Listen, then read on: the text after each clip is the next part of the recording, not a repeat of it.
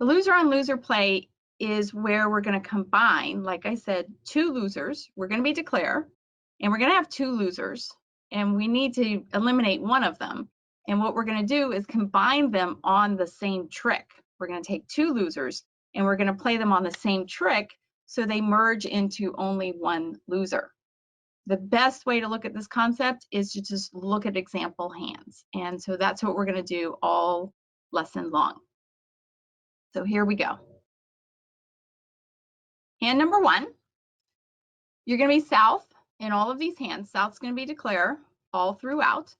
And the auction goes 1 heart by south, 2 hearts by north, 4 hearts by south, all pass. And we get the queen of diamonds lead. So what I want you to do to start with is analyze your declare hand. Okay, the master hand is south.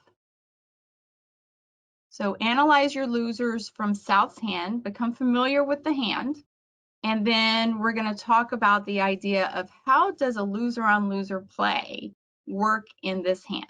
Okay, so we have the Queen of Diamonds opening lead. What we know is that West also has the Jack. Just keep that in mind. The Queen of Diamonds is promising the Jack. So I'm going to set the clock for 30 seconds and count your losers from South's hand.